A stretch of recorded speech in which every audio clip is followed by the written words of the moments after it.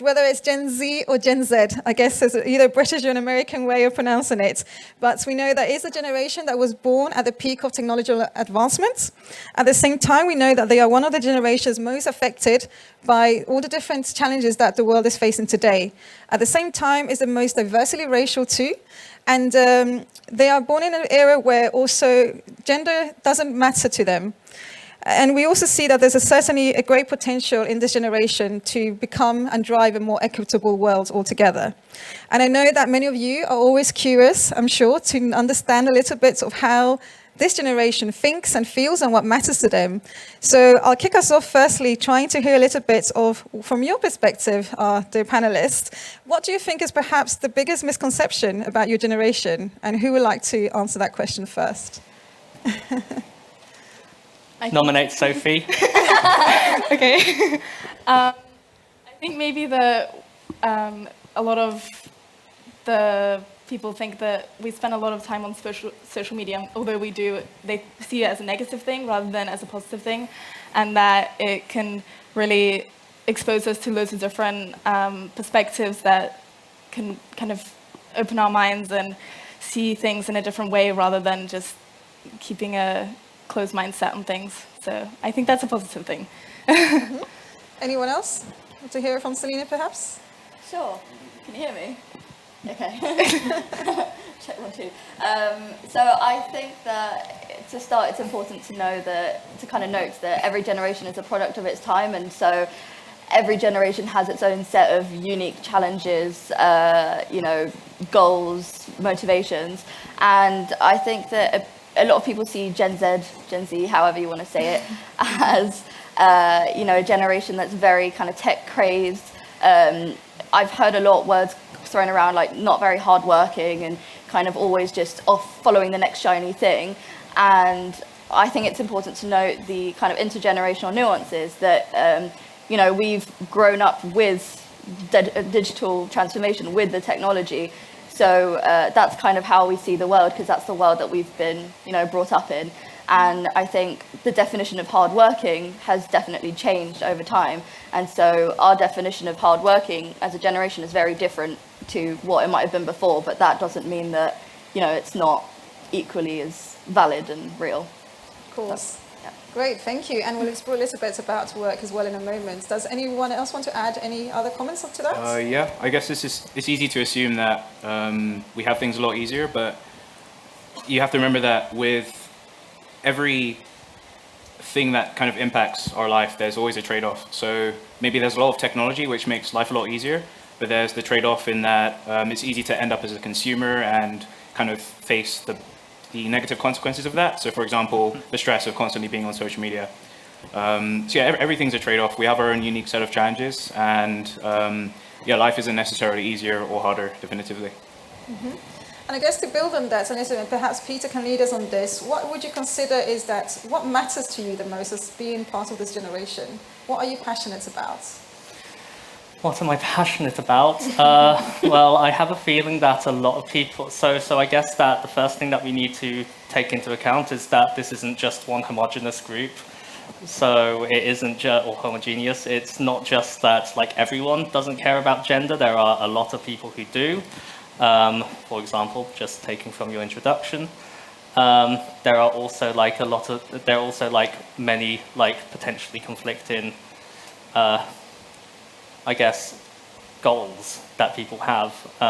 There are going to be, you could think that Gen Z are going to be relatively open-minded, that they are totally pro-globalism, that they all want to fix climate change, but I can guarantee you that there are plenty of people who I know who are also climate change deniers and even COVID deniers within the Gen Z population. So yeah, I think that we're faced with essentially the same challenges as previous generations. Potentially climate change might be a newer one, but every generation has problems introduced by the use of their technology, and every generation is a product of their times. Exactly. Great, thank you for that. And given that we are in a very tech-driven event today, also it's interesting to explore the topic around that when we see the speed of technology advancing, particularly with new emerging technologies such as artificial intelligence, it can create mixed feelings amongst the population, where there's both positive and negative. How, from a young perspective or young person's perspective, how do you see that in terms of the advancement of technology? Is that something that you feel is scary or something that's exciting? And the second element to that will also be in how would you see, or what would you say to a young person also that what should they do to prepare themselves to embrace these kind of technologies, given that it's this part of the society that we live in today? And perhaps you want to start us off, Ross? Yeah, sure. So I'm mostly excited by the kind of changes in AI, especially how powerful it makes a single person. So you could just be chilling in your mum's room and despite that, you're your own marketing team, you're your own software engineer, you could do so much stuff that maybe 5 years ago, you need a whole team to do. And with like new transformer models, like GPT-3, for example, it automates a lot of content creation, which is a lot of what jobs are today. Things like copywriting, all of this is getting really automated right now. And that's what makes me excited. But then again, it also comes with trade-offs. So if you give the wrong person these kind of tools, they can do a lot of damage with it. Recently, there's been a kind of scam where people are using like generative adversarial models along with like speech transformer models to kind of pretend to be Elon Musk, making fake videos of him, which look really real.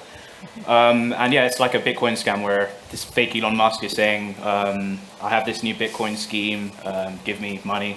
So I'm really excited, but we have to be careful about who has access to these models and how we kind of protect everyone from it. So, yeah.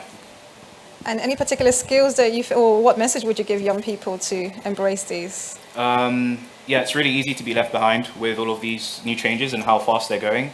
So I think it's really important that even just a little bit, you make sure that you're not completely a consumer and you at least understand the basic concepts about how all of this technology works. I guess that's the best way to make sure you're not completely automated out of existence in the next few years. I'd say that's my take on it. Thank you. And Selina, I saw you nodding, so is there anything else that you would like to add as well to this theme? Yeah, definitely. So I think building on all the points, there's a really good kind of phrase which you may or may not have heard, which is that technology, and particularly AI, is only as good as the person who creates it. So I think as we move forward, it'll be really important to kind of stick to very, very strict, ethical AI guidelines and models, and be very open and transparent with how we're creating things. I'm working at the moment with local governments. We're kind of working on, all that sharing of information and sharing of things that we make, and that's such a powerful thing. And in terms of kind of messages to the younger generation, and I think for everyone, I'd say as well, is I'm really, really excited about all these changes, but I really hope that we maintain a lot of the things that are crucial to us as a human race. So, for instance, human interaction and empathy, I think, are really, really crucial that we kind of stick onto as we go through these exciting developments and changes. Great. And also just to build a little bit further on that topic as well, and you mentioned a little bit regarding diversity and how we are creating these technologies, and particularly when it comes to artificial intelligence, we have seen that we still are lacking diversity, and that's both from ethnicity as well as gender. So how would you think that maybe the big companies out there could help address this gap and ensure that we drive that diversity, and we're challenging the status quo continuously to ensure that that bias is also not built in those new technologies as we move forward? And it's great to see, as you can see, a very diverse audience, likewise a very diverse panel here today with us. So perhaps, Peter, would you like to add any comments on that? Sure.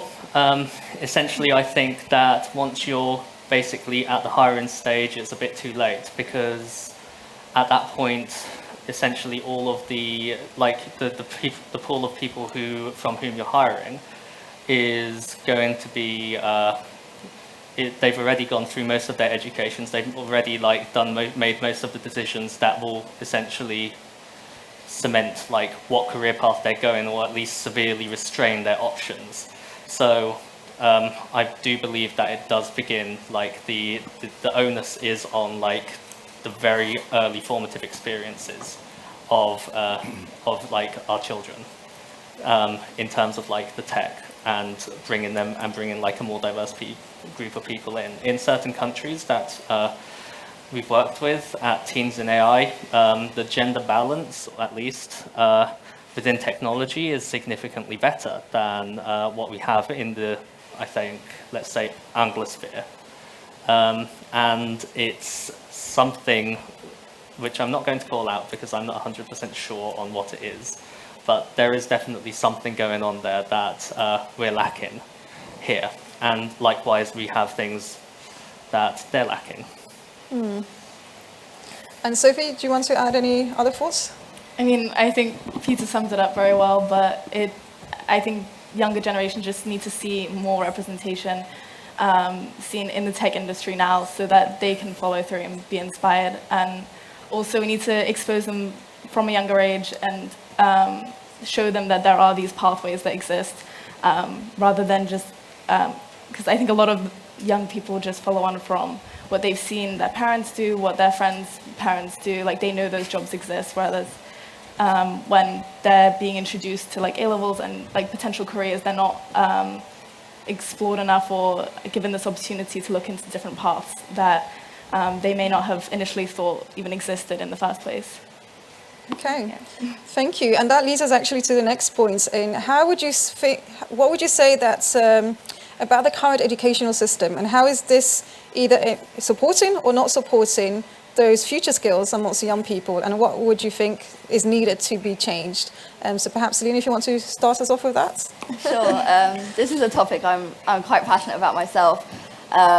So, like Sophie mentioned, when I was going through my GCSEs, and I was about age 15, 16, and I was told, basically now you've got to decide what you want to do with your life.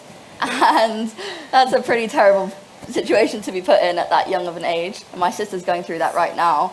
And so I decided that I didn't feel supported by the educational system, and I didn't feel like I was given a proper actual education as to what there was out there, and how to prepare myself for work. So I decided to leave school, take a year, talk to lots of people, do lots of different internships, and figure out what there is career-wise. And I learned so much from just doing that in just a year.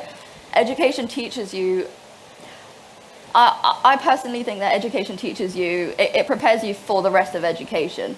So you'll go through your A-levels to be prepared for your GCSEs to be prepared for your A-levels. Then you go through your A-levels to be prepared for university. And if that's not the route, so for some people, if you're going to spend a career in academia, that's really, really great, and you're set up for success. But for anyone else, I think that there's a really great quote, which is that it's something like, if you ask a fish to climb a tree, it will believe its whole life it's stupid. And so I think the education system needs to be much more inclusive of different personality types, different learning styles, and also skills that people will need, like that will actually be useful for them moving forward in the rest of their careers. Thank you. And Ross, perhaps if you want to add any thoughts as well? Yeah, I remember when I was younger and kind of going to school, how much I hated it. I don't know, you wake up really early in the morning, kind of get dressed, you end up at school, there's a bell which tells you when you have to eat. Your kind of teachers spoon feed you all of the knowledge which you're supposed to have, and every period of time you get tested to see how much stuff you retained. And I'm not that old, so I have a really fresh memory of what it was like and what life is now, kind of working full-time in various industries. And school, it's really clear that school's kind of based off of the 100 years old frame where you're, the Industrial Revolution, it's made to kind of churn out the next new batch of workers. So it's really very rigid, telling you what to do. And I remember I had one teacher, Mr. Devison. He was the. He's not listening. he was the teacher who he was the first teacher who taught me how to think. And it's really weird, learning how to think, right? But yeah, the way I was going through school, it was like a motion. I just did things which I knew I had to do. But yeah, once I was under Mr. Deverson, yeah, he kind of taught me how to think and create my own methodologies of working things out. And yeah, after that, that's kind of what led me to kind of find my passion in programming and computer science, software engineering. And now I've learned that, yeah, life is completely different to that. And in everyday life, once you leave school, you're going to have to make decisions for yourself every day. And yeah, I don't think school prepares you for that right now. So yeah, I think school should be modeled on what real life looks like and kind of making decisions day to day and learning how to learn rather than learning specific hard-coded pieces of information. Thank you. Before we move on to the next topic, but it's interesting also just leading on from that, each one of you is working in technology or digital skills in one way or another. Perhaps, Peter, if you want to start us off, like what inspired you to pursue the route that you've gone down with artificial intelligence? Minimizing boredom, basically. I mean, essentially, I want to minimize boredom, I want to keep seeing new things, and this just seems to be a relatively well-funded area to go into effectively. I'm passionate about it, obviously, because I came from a background where I was self-studying like computer graphics, and the mathematical background is roughly transferable into at least modern machine learning. I think that like I might just pick up on some points from the education stuff. Can I? Yes. Cool, great. I've been waiting to butt in a couple of times here. Essentially, I agree with many of the points brought up on like, so I am kind of like, I guess I'm an educational anomaly because I ended up dropping out of sixth form quite briefly, and then essentially just entering work from there, and then going into uni after like working for a bit. But essentially the education system doesn't even prepare people for academia, in the sense that academia is a very open way of thinking, and you're supposed to like come up with solutions to problems, and I would potentially argue that like the problems encountered in academia are perhaps even more abstract than those encountered in industry. So I would disagree in that the education system prepares people for academia. I don't think it's particularly preparing anyone for anything bar like acting as essentially crowd control to keep kids off the streets in many cases. And that is essentially reflected in the fact that you, in most schools at least, you can't walk out. You are basically set there. It's like an extended childcare where you happen to read Shakespeare. And Sophie, of course, is about to embark on her undergraduate program. Yeah. And how do you feel? And do you feel there's something that could change, or that you would like to see change in the educational system? I would. I definitely think I'm excited to start my undergraduate course. I'm really looking forward to it. The experience of kind of being on my own, gaining independence, meeting lots of new people. But I definitely think that kind of going on from what Ross said is that it does miss out the opportunity to gain experience from it, because we're set up with school like to gain the qualifications, but then afterwards the jobs, they want the qualifications, but they also want experience. And then where are you going to get experience if they won't take you without experience? So I think we need more opportunities that set you up and allow you to gain experience. And I think it should be evolving. Right now, the education system is still the same as it was for, I don't know how many years ago. I think everyone has done A-levels and GCSEs. But our world is obviously changing like really rapidly with technology and everything. And the education system, I think, needs to evolve with it at the same time rather than be kept the same, because that's just not sustainable for the future. Mm-hmm. Yeah. And Selina, going back a little bit to your background, and great to see the successful career path that's also going from strength to strength, and great to see as particularly more young girls or young women taking in a decision to explore this field, and that's certainly something that we want to see across many countries still in the world. What inspired you to go down a tech-driven path? Yeah, so if you had asked me even 4 or 5 years ago, I would have never ever thought I would be in tech. That was kind of the one thing that I always ruled out, because I always thought I don't like maths, so why would I ever go into tech? And definitely I saw it as a very male-dominated industry, and I just didn't see myself ever being in that industry.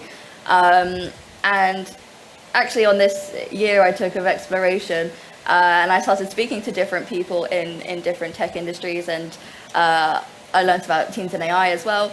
And I really realized that, well, first of all, I think it's important to note, so I'm in my second apprenticeship at Microsoft. My first one was not in a tech role at all. My second one is more technical. But what I learned is that you don't have to be techie to be in the tech industry, and that it's very much not one thing, that there's an insanely diverse amount of roles, of things that need to be done in the tech industry. And I actually just fell into it, and I found that the tech industry is somewhere where you see all these problems and you feel useless against it, but tech brings a solution to that, and it's just that opportunity for innovation and to make real change. And so that's what drives me, and that's how I found myself in tech. There's also a key message there as well, that you don't need to be a techie.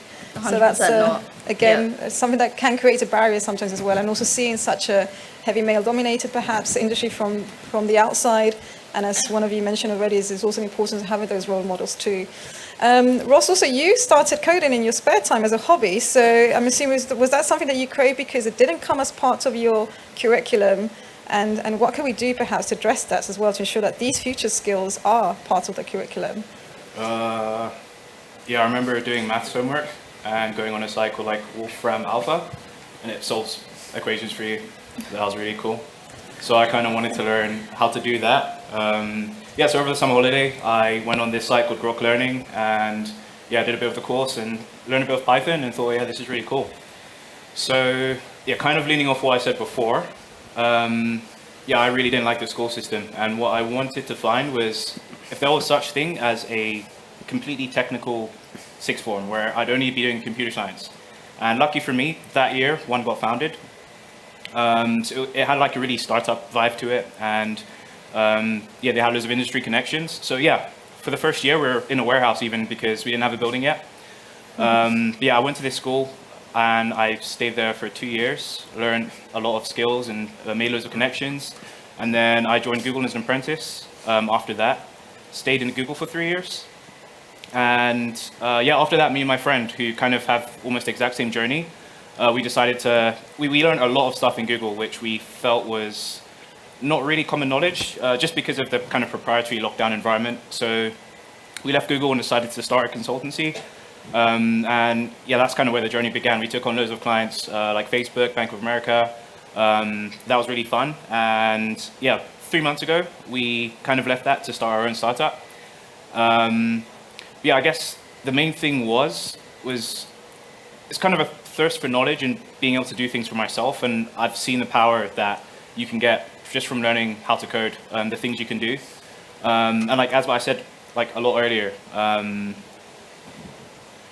with specific set of skills, you can kind of work as if you're 10 people when you're really just one. So yeah, I guess that's really the reason, just leveraging the power of a computer and automation. So that's why I got into what I'm doing right now. Great, thank you. And we're just going to explore one more question before we open up to the audience. When it comes to the future of work, and we see that things are changing or need to change, what would you consider is important for you from a workplace perspective? And what do you feel companies can do, whether they are big or small, to accommodate those desires of the Gen Z or Gen Z in terms of that matches and aligns to your values? So perhaps who would like to kick us off here? I can do it. Yeah.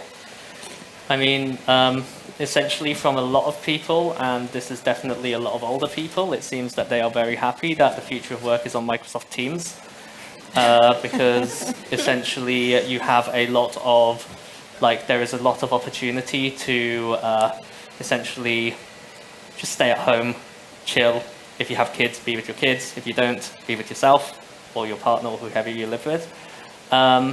But I think that what Gen Z desires and what a lot of, I guess, the audience would have desired at, when they were starting out in their career is essentially to be able to be in a workplace and to be able to see how people do things, see how people interact, and see how people actually help people out.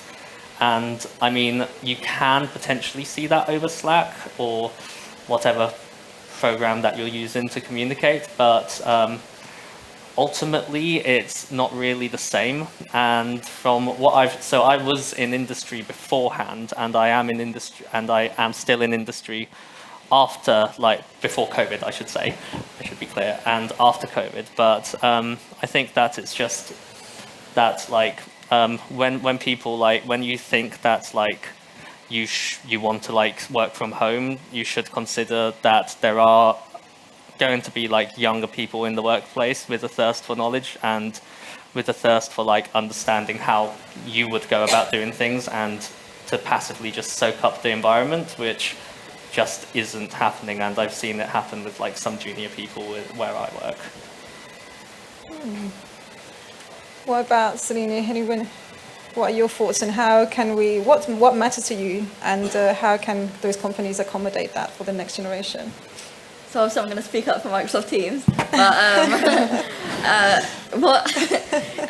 I think that it's a mix of both, and I'm not being paid to say this, but I genuinely think that the way that Microsoft as a company for its employees is doing it, is approaching the kind of world after COVID, I'm finding it really good, which is all about kind of flexible and hybrid working.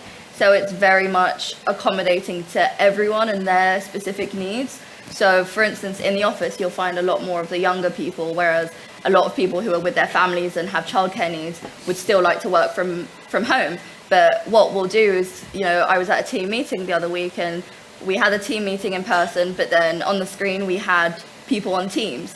And so I think that's a really good way forward, and having a balance is always really crucial in however we look to, look at things. And I'd say in terms of what matters to us, I'm guessing you meant as a generation, and how kind of the tech companies and in general can look at things to go forward is, I'd say for me the kind of key pillars are inclusion, equity, and total health. And what I mean by total health is there is a lot of Gen Z in specific are seeing very high levels of burnout very early in their careers. And, whereas for many years, as we're talking more about mental health and we're talking more about, kind of well-being, it's really important to keep that in mind moving forward, and to, ensure a good work-life balance in our organizations, especially with the rise of technology and, screen fatigue. And then, obviously equity and inclusion, and having that kind of representation, and as we mentioned, and having equal opportunities or equitable opportunities, I don't know if that's a word, but allowing everyone to have similar kind of tools to get into tech. And listen, I think a main thing would be, sorry, I know I've gone on for a bit, but I know listening, I think we tend to love to talk. I know I'm talking right now, but listening, I think when we take the time to listen to our employees, to the people who actually, to our consumers, then we'll be able to be a lot more successful kind of moving forward. Absolutely. So I'm going to continue on the row. So Ross, if you want to add as well, what matters to you the most from a workplace perspective? And of course, as you embark as well in creating your own startup, what kind of workplace would you like to create for your future employees? The average tenure for someone around our age is, I think, 2 years. And if you think about that from a manager's point of view, right, you have pretty much untapped access to someone really talented in Egypt, for example, when you're here in the UK. So you don't really have the incentive to kind of keep someone on and keep promoting them. And we recognize this as Gen Z, which is why the tenure is reduced so much. So if I were a manager and I had like a missing kind of senior manager position, right? What I would want to do is find someone with that experience already and put them there, rather than promote someone inside my company who hasn't necessarily had experience in that role before, and move them up. This is kind of generally how a lot of companies think, which is why, I don't know, company loyalty has reduced quite a lot compared to maybe like 10 years ago. So yeah, I guess that's, in general, that's how everyone thinks. Yeah, what me and my co-founder are working on is that we believe every single tech company should scale like Google does and should behave like Google does.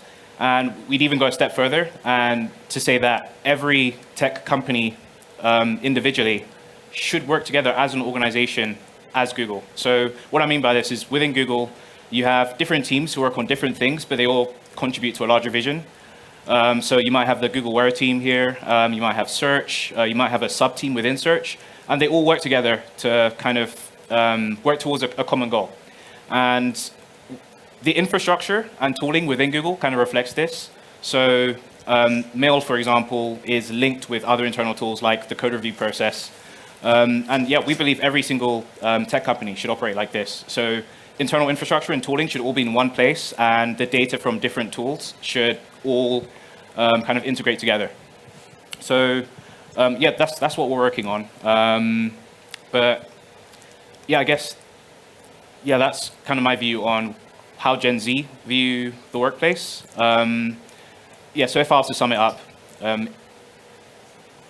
it's best to work as if you know that they're going to leave in 2 years. So accommodate for getting the most out of them in that 2 years and preparing them to move on to their next journey. So yeah, I guess that's how I'd summarize it.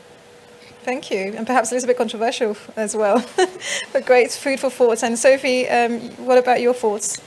I mentioned before, but also just being willing to train us and give us the experience that we need to grow from there. And also following on from what Selina said, just for the companies to be willing to listen to us, but also implement changes, because it's great if they say, oh, we support mental health, we support like diversity, inclusion, and all this stuff, but they're not making any changes to actually implement any of this. So yeah, just sticking to their word and like listening and making the changes to accommodate for it. Great, thank you. Is my mic working? Okay, cool. Yeah. I mean, I've listened very nicely, and that's not a good. Wow, my brain's frazzled.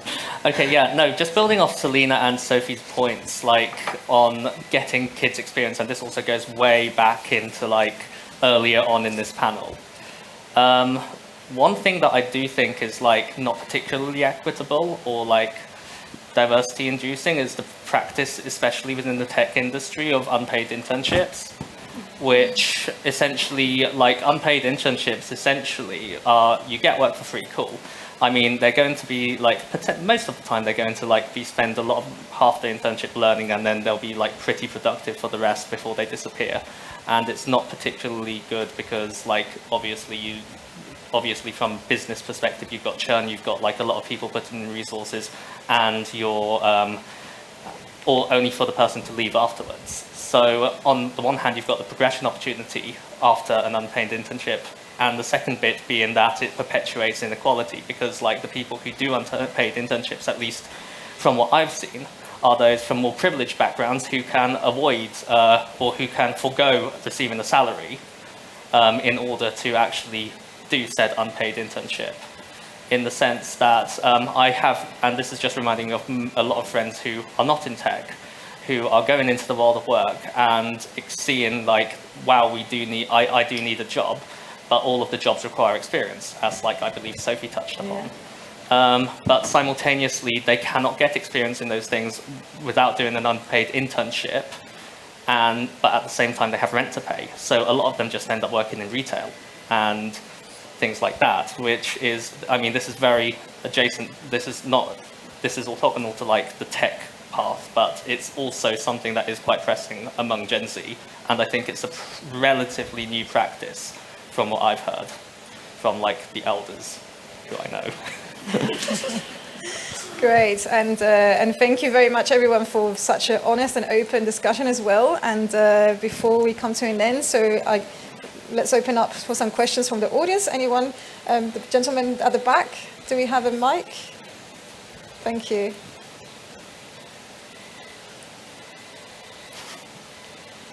Thank you, guys, and congratulations for the impressive backgrounds of all of you.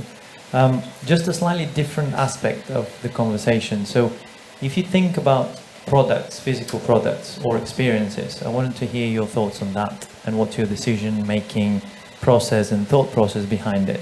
And if we delve into the experience more, what does an experience mean to you when it comes to not career or business, but when it comes to you just being as a person? How do you see it and what comes to mind?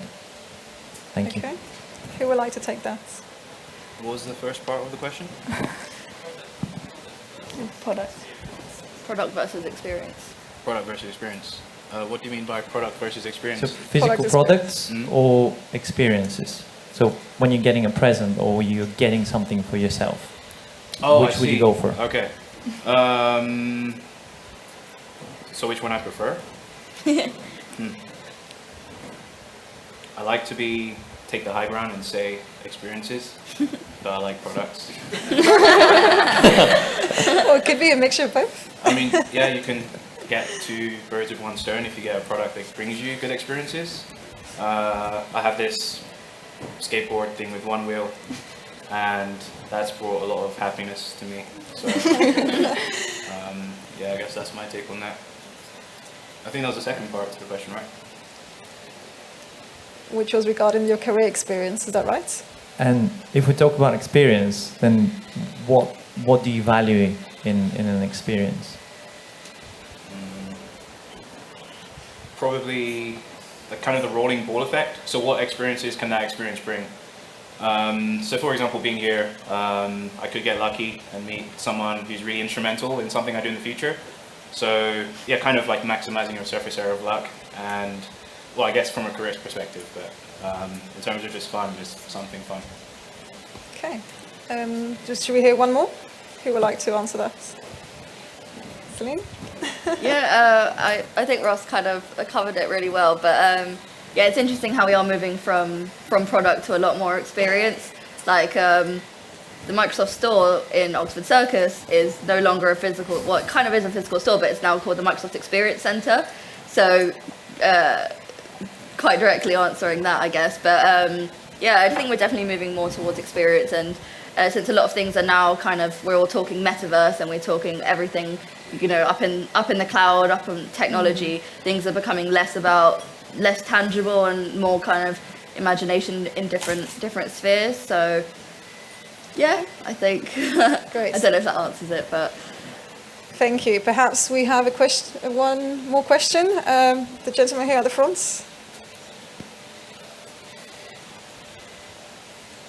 Thanks.